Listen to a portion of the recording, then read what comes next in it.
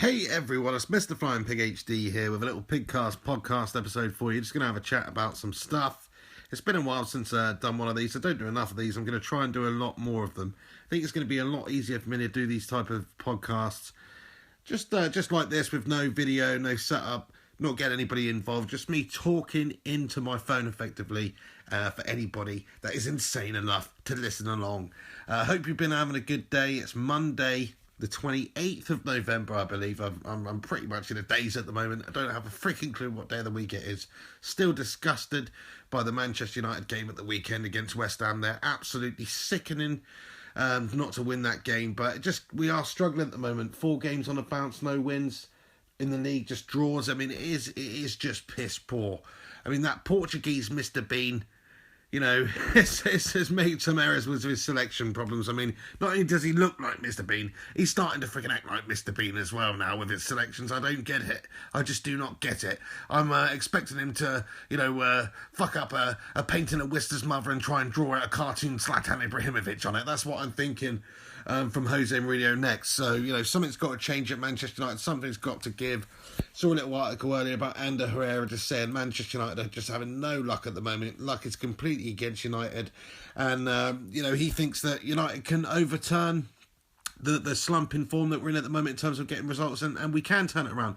I believe we can turn it around, but we're 8 points off top 4 as we stand. We're 10 points behind the freaking Scousers. That's right, 10 points behind Slippy G's mob.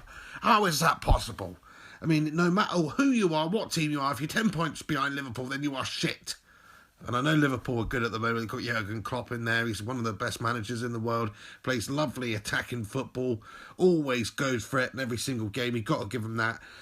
But, we should be right up there with Liverpool. It's sickening to think that Liverpool are on the ascendancy in terms of, challenging for things now. And Manchester United, we are, if anything, well, we've not necessarily on the descendancy, but we have descended over the last few seasons, and it's going to take some doing to get us back on the ascendancy and back up to where we belong. It's a long road ahead for Jose Mourinho. I do think this season's going to be a bit too much to ask, even to get top 4. Maybe we could win the Europa League. We've got to have to beat some freaking good teams along the way to do that and qualify for the Champions League. I think, personally, it's a tough, big ask at this stage to expect Manchester United to achieve top 4. Not realistic. Don't think it's going to happen. Bit disappointed with the result, of course, and the result before that against Arsenal. Games we deserved to win, in my opinion, without ever really setting them alight.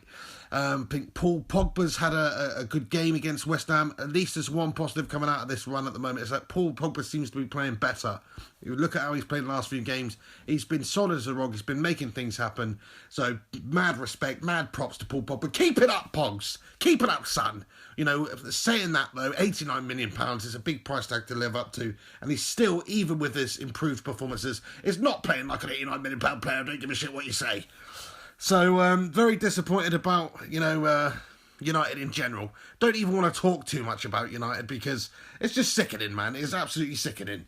I will talk about Jose Mourinho, of course, his antics at the weekend, the petulance in kicking the water bottle away. I mean, I can understand him showing his frustrations, nothing wrong with that. Managed to shout and scream and show the pissed off on the sidelines. Absolutely nothing wrong with that. But kicking bottle away is a bit freaking petulant, Jose, Sort it out, pal. We're not in a Mr. Bean sketch right now. So, he's gonna. What's gonna happen? He's probably gonna miss a game. Needs to look into this. Has he been suspended for a game? Does he have to serve a touchline ban? I don't know, but it's just something that Manchester United don't need at the moment. We don't need a manager who's not on the touchline managing.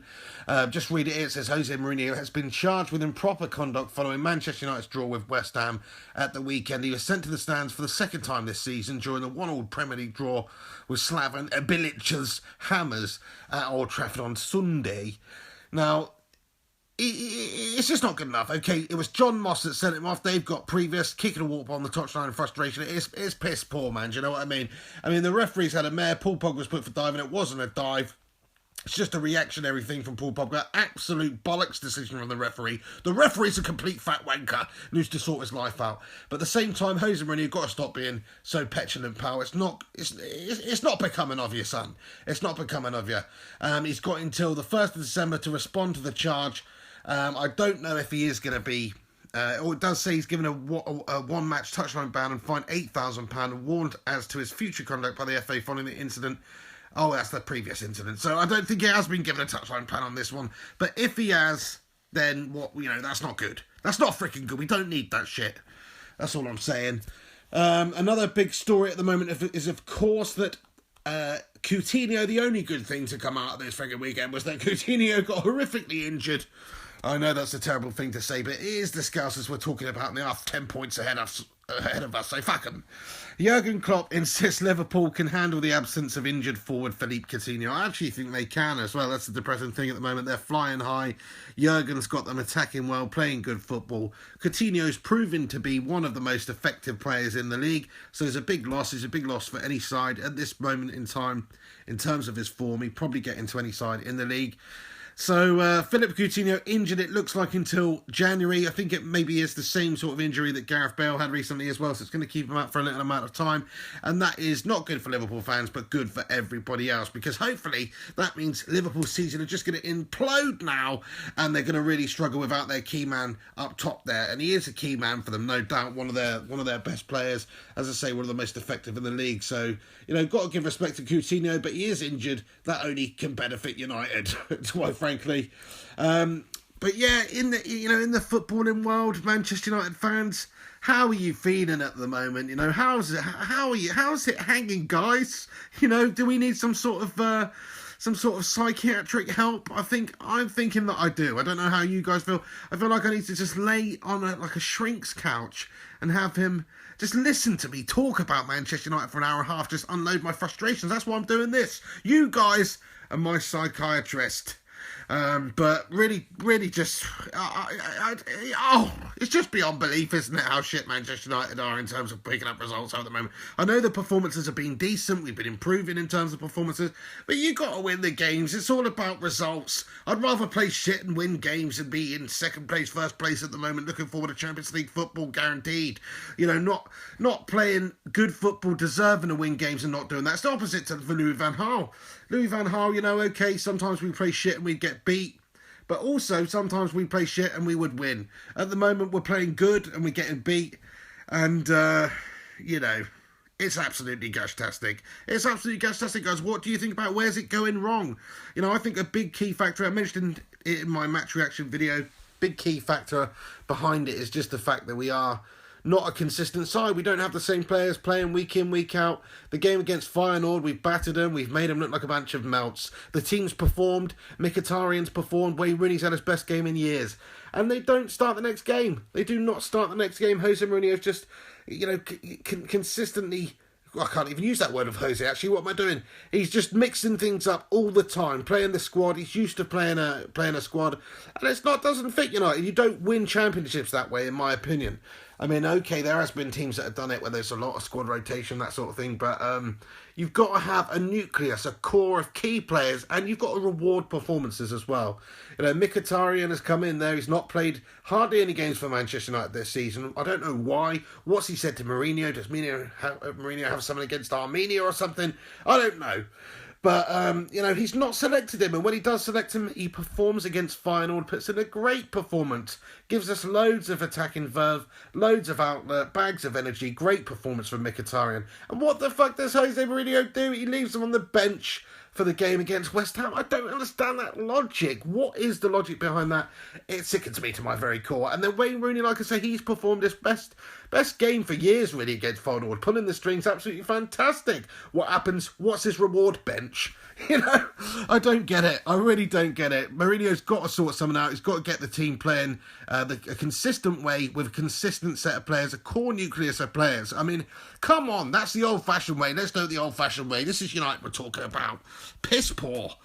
Right, I'm pretty much going to leave Manchester United alone now. I'm going to leave football alone now. I'm just going to have a talk about some of the other major sporting headlines that's happened in the last few days that I'm interested in, at least. Hopefully you guys will be interested in it. If not, you can turn this podcast off now if you just want to hear me talking about Manchester United. I'm sick and tired of regurgitating the same old shit about Manchester United because it is sickening where Manchester United are at the moment. So let's move on to the world of boxing. And in boxing, I'm a big fan of boxing, particularly a big fan of British boxing at the moment because there's a lot of champions, a lot of great fighters.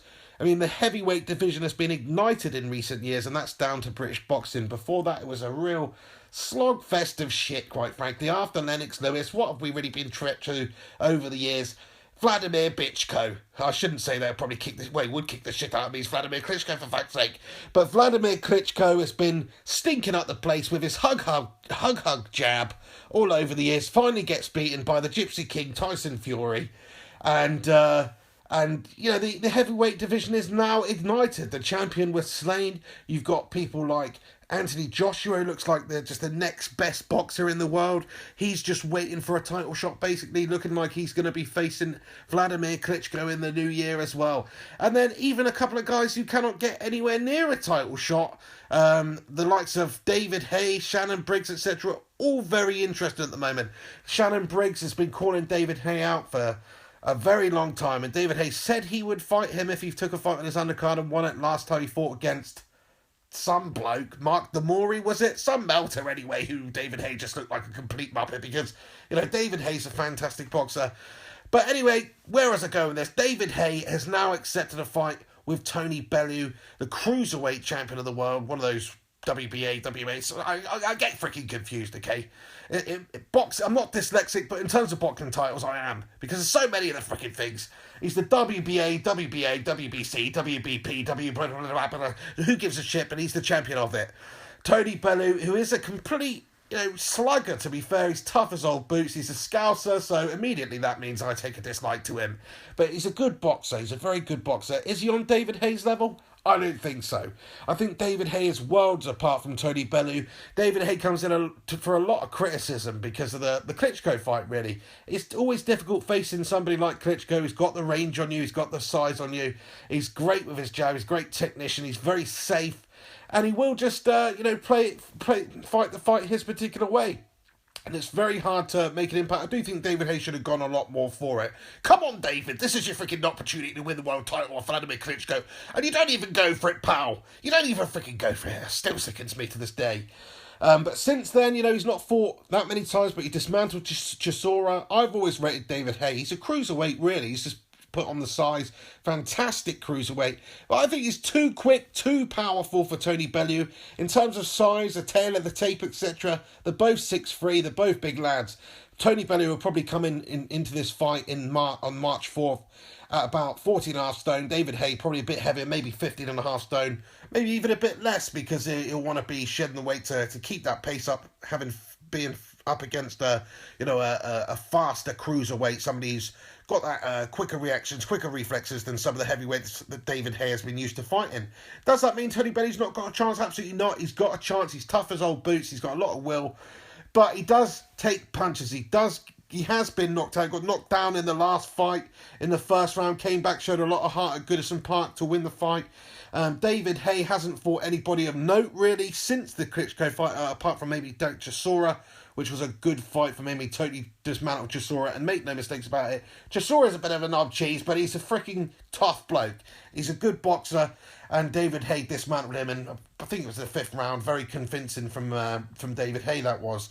So I'm really looking forward to that one. British boxing at the moment is on an all-time high. Well, maybe not an all-time high, maybe not like the days of, Ben and Eubank and some of the heavyweights we've had, like Lennox Lewis, Frank Bruno, of course. Well, Frank Bruno never really achieved, just got knocked out by Mike Tyson a couple of times, really.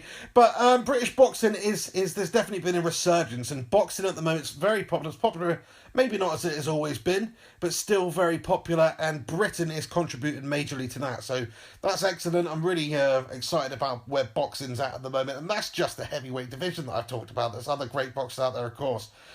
But I think David Haye's going to smoke Tony Bellew. Just wanted to talk about it because I wanted to know what you guys think about that. Are you interested in this fight? Do you even think it's going to happen? I wouldn't bank on it. I think tickets are going for a couple £100 starting at for this fight. I mean, that's just a ridiculous joke for someone like David Haye who does pull out of fights, who does get injuries. I mean, I wouldn't book your hotels just there, put it that way. But I do fully expect, if the fight takes place, that Tony Bellew loses to David Haye. David Haye gets a knockout. He's too quick. He's too powerful. And, Tony Bellew is a good fighter. Not a great actor. If you've seen Creed, he's not bad, actually. He's not bad, but he's scoused, man. I'm surprised it shows a scouse. I bet after the Americans watching it in the cinema, I didn't know what the fuck he was saying. But Tony Bellew, he's got a chance, but I'd give him like an outside shot. Something like 4-1. something like that, and I expect David Haye to be a heavy favourite. If Tony Bellew wins 4-1, it might be worth a punt. So yeah, boxing-wise, that pretty much wraps it up. Let me know what you guys think about the David Haye-Bellew fight. Do you think that's going to happen, and what are your predictions for that fight? In the world of combat sports, also, let's get on to the UFC. Of course, there's been a lot of talk about what's been going on with Conor McGregor since he's won the lightweight title, already the featherweight champion, and he won the lightweight title at Madison Square Garden, UFC 205, I think it was. UFC 205, won the lightweight title against Eddie Alvarez to become the first two-weight champion, holding both titles at the same time. Quite an unbelievable achievement, but what the UFC done? They've only got to strip him of the featherweight title like a week later. Oh, nice one. Cheers for that, UFC. Thanks, Uncle Dana. Freaking hell, man. I mean, can you not let the guy bask in this glory for a little bit longer? I'm confused by this one. I know it's probably the right thing to do. You can't hold that division hostage and not compete, not defend your title, which he's not done now for about 11 months, where he went off Jose Aldo with a 13-second knockout. But I do not understand what the UFC are doing here, because what they've done is they've stripped Conor McGregor of his featherweight title, and they've just handed it to Jose Aldo. They've actually given it to Jose Aldo. He doesn't have to fight for it. He doesn't have to fight Max Holloway. He doesn't have to fight Tony Ferguson. He doesn't have to fight anybody. He's just going to get the title, and that's bullshit. I don't understand that. Why would you just hand him the title when he got knocked out in 13 seconds by Conor McGregor? That just makes him look like a fake champion, a paper champion. He's not won it back off McGregor. He's not even had to fight for it. Okay, he beat Frankie Edgar in the last fight there on points. Fair enough. But, it was a good performance by him. But you can't just give him the title after he's been knocked the shit out of him by Conor McGregor just not less than a year ago in 13 seconds. You cannot do that.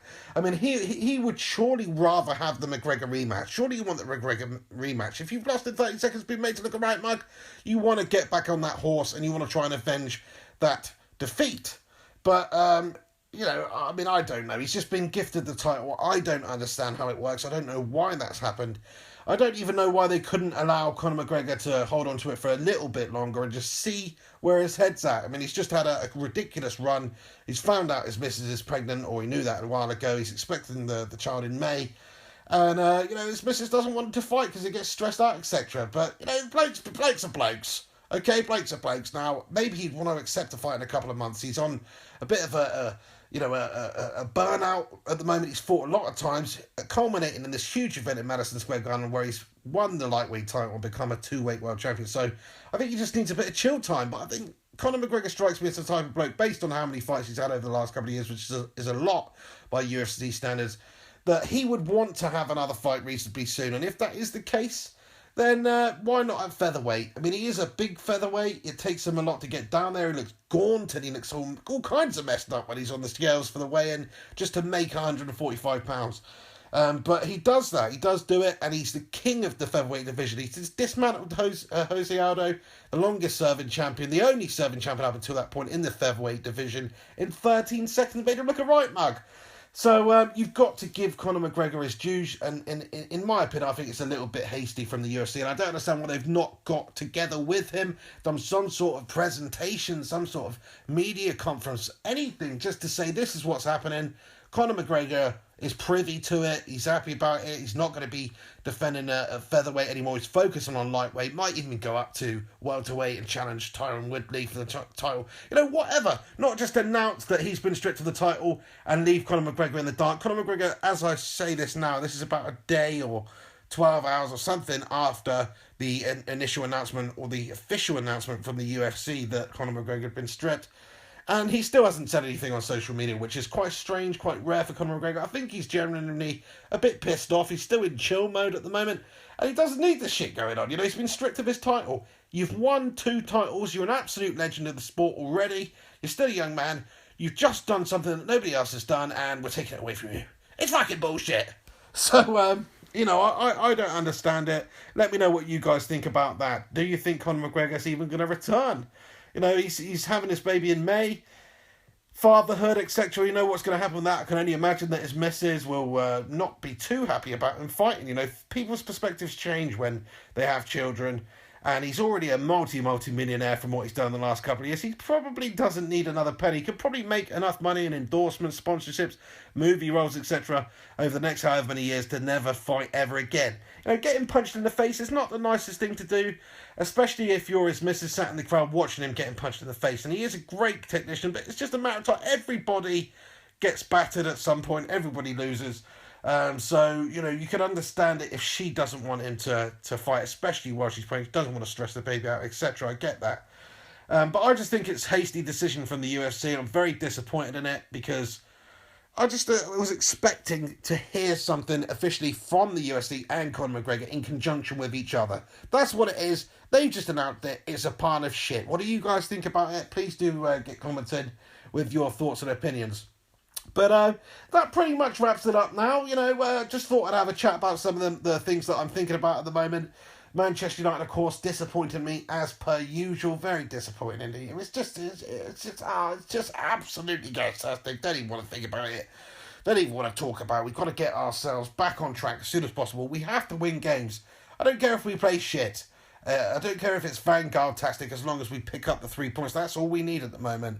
And also, Haye, Bellew, very interesting fight if it takes place. Get your comments in. Let me know what you think about that. And finally, if you give a shit, which probably most of you don't who are listening to this, because it is a Manchester United channel at the moment, but try to broaden your horizons, you know what I mean? Try to broaden my horizons, your horizons, generally try and broaden everybody's horizons. I think I'm doing a good job of that. So, anyway, guys, thank you very much for listening to this little podcast. This is available on iTunes and the podcast app. I will upload it. I always say that, and half the time I don't really upload it. It's just on YouTube. You can always listen to it on YouTube, but, I will put it on the iTunes. Is that what it's referred to? I'll put it on iTunes. Can you say the iTunes? I don't know. I think that makes you sound like a bit of a retard. But you can put it on the iTunes. Or I can put it on the iTunes for you, and you can listen to that. So please subscribe to the podcast on the podcast app if you're so inclined. Also on SoundCloud, soundcloud.com/MrFlyingPigHD. But anybody not on Apple, I think that you can listen to that on Android, etc. on SoundCloud. But always come back here, Mr. Flying Pig HD YouTube channel, for up-to-date content. I'll be doing all sorts of match reactions, previews, podcasts. Going to try and get as many more in as I possibly can. Feature my brother in America, feature Henry Hotspur as much as possible over the next few weeks. So please do stay tuned. Thank you very much for listening to this. And it's really ridiculously late at the moment. I should probably go to bed.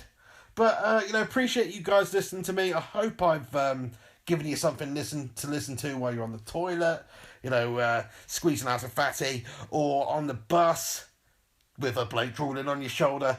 Anything like that. I hope that I've made your experience in the last 20 minutes just that little bit better. I feel that I have. Anyway, thank you very much for listening. This is Mr. Fighting Pig HD. Chuck a like on it if you're listening to this on YouTube. If not, I'll catch you next time and have yourself a freaking good one. See you later.